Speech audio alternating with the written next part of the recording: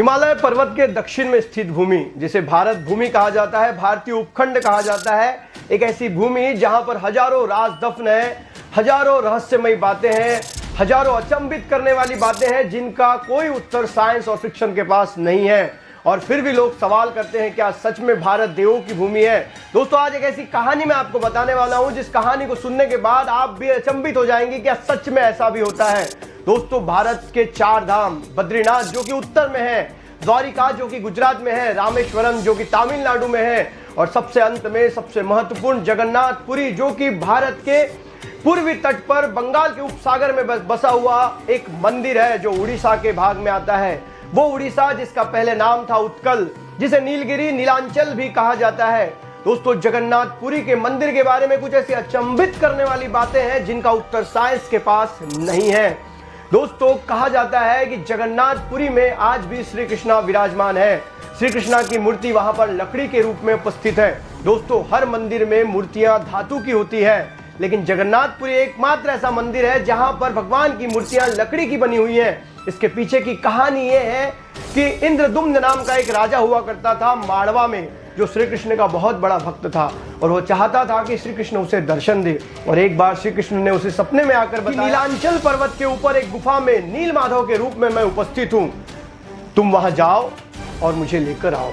तब उन्होंने अपने एक पुरोहित को वहां भेजा, लेकिन पुरोहित को वहां जाने के बाद पता चला कि समर कबीले के जो लोग हैं उन लोगों ने एक गुफा में नील माधव के रूप में भगवान श्री कृष्ण को विराजमान करके रखा है और वो लोग उसकी पूजा करते हैं। समर कबीले के जो सरदार थे विशुवासु, वो स्वयं वहां जाते थे और भगवान की पूजा किया करते थे। अब इस पुरोहित को भी वहां जाना था, लेकिन कोई रास्ता नहीं था, इसलिए इन पुरोहित ने समर कबीले के सरदार की पुत्री से शादी किया और उसके बाद उन्हें वहां जाने का रास्ता मिला और उन्होंने एक रात चुपके से नील माधव की मूर्ति को वहां से चुरा लिया। मूर्ति गायब होने के बाद विशुवासु बहुत दुखी हुए और विशुवासु के दुख से श्री कृष्णा स्वयं दुखी हो गए अपने भक्त के दुख को देखकर, और श्री कृष्णा वापस वहां लौट गए। लेकिन उन्होंने इंद्रद्युम्न को कहा कि तू मेरे लिए एक भव्य मंदिर का निर्माण करा और उस मंदिर में जो मूर्ति होंगी वो लकड़ी की होंगी। अब इंद्रद्युम्न ने भगवान के लिए बहुत बड़े मंदिर का निर्माण करवाया और श्री कृष्णा ने उन्हें बताया था कि समुद्र में द्वारिका के पास एक नीम का लकड़ा तैर रहा है, उस लकड़ी से तू मेरी मूर्ति का निर्माण करवाएगा। जब इंद्रद्युम्न ने अपने सैनिकों को उस लकड़ी को लाने के लिए भेजा तो उस लकड़ी के लट्ठे को कोई उठा ना पाया, और तब उन्हें याद आई समर कबीले के सरदार विशुवासु की। विशुवासु जब आए तो उन्होंने अपने हाथों से उस लकड़ी के लट्ठे को उठा लिया। ये देखकर सारे सैनिक अचंभित हो गए कि जिस लकड़ी को हम इतने सारे लोग नहीं उठा सक रहे थे, उन्होंने एक बार में उठा लिया। उसके बाद उस लकड़ी पर कारागिरों ने मूर्ति बनाने का प्रयास शुरू किया, लेकिन कोई भी उस लकड़ी को काट नहीं पा रहा था। तब स्वयं विश्वकर्मा एक बुजुर्ग के रूप में वहां आते हैं और कहते हैं कि मैं इस लकड़ी से तुमको मूर्ति बनाकर दे सकता हूं, लेकिन मेरी एक शर्त है कि मैं जब 21 दिनों तक कमरे के अंदर उस मूर्ति को बनाऊंगा तो कोई भी उसे खोलेगा नहीं। और राजा ने उस शर्त को मान्य करते हुए उस बुजुर्ग व्यक्ति को, यानी स्वयं विश्वकर्मा को, उस मंदिर में मूर्तियां बनाने के लिए रख दिया। अब 15 दिन बीते थे और राजा की जो रानी थी उसे रह नहीं गया, उसे लगा कहीं बुजुर्ग अंदर मर तो नहीं गए, क्योंकि आवाज नहीं आ रही थी, और उन्हें द्वार को खोल दिया।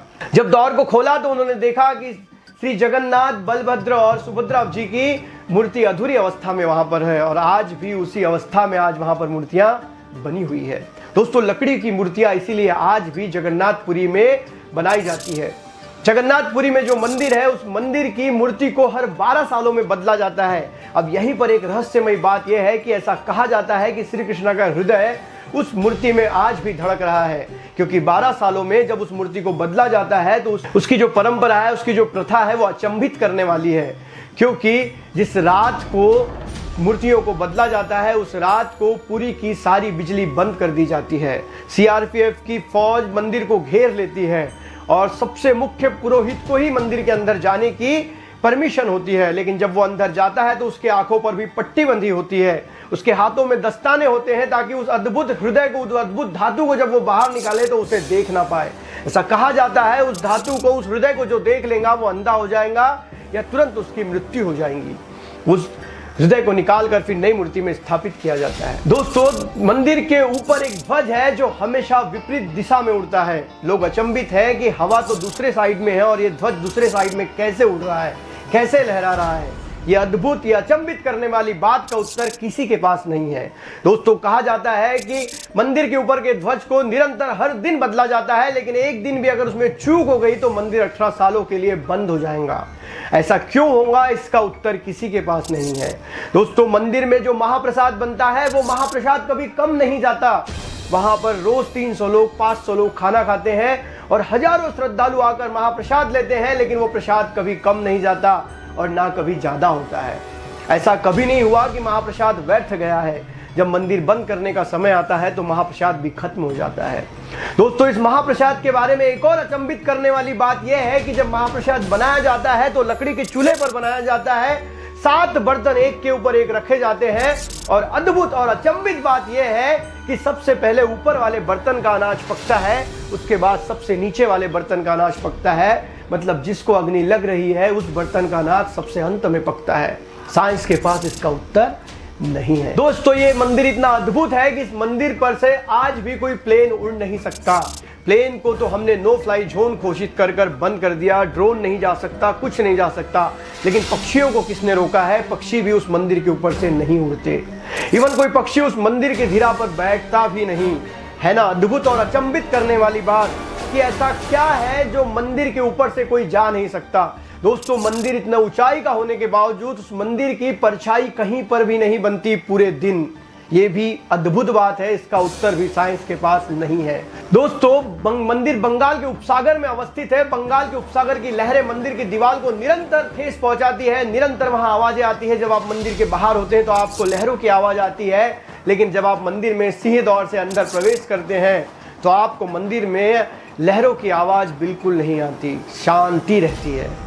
ऐसा क्या है कि मंदिर के अंदर वो आवाजें नहीं आती और आप जैसे ही मंदिर से बाहर कदम रखते हैं उन समुद्रों की लहरों की आवाज आपके कान तक जरूर पहुंचती है। इस मंदिर के रहस्य आज तक कोई नहीं सुलझा सका है।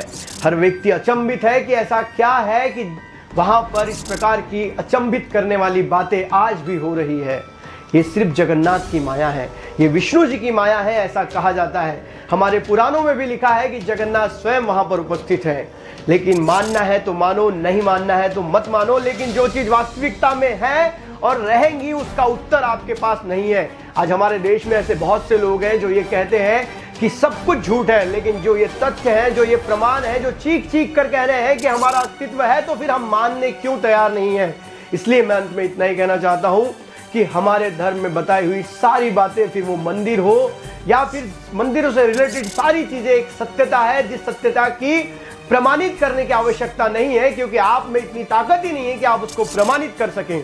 और इसीलिए आज साइंस भी इन बातों से चुप है। दोस्तों, कैलाश पर्वत हो या दक्षिण भारत के हजारों मंदिर हो, हर मंदिर के बारे में कुछ ना कुछ रहस्यमयी बातें जरूर हैं। हम हर मंदिर के बारे में बातें लेकर आएंगे। हम हर उस रहस्यमयी चीजों के बारे में बात बताएंगे जो रहस्यमयी चीजें भारत में आज भी जिंदा है। और इसीलिए कहा जाता है कि भारत देवों की भूमि है। मैं किसी अंधश्रद्धा को प्रमोट नहीं कर रहा हूं, लेकिन जो वास्तविकता है उसे आप झुठला नहीं सकते। अगर वीडियो अच्छी लगी तो वीडियो को लाइक करें और चैनल को सब्सक्राइब करें। मिलेंगे अगले वीडियो में, तब तक के लिए अलविदा। जय हिंद, वंदे मातरम।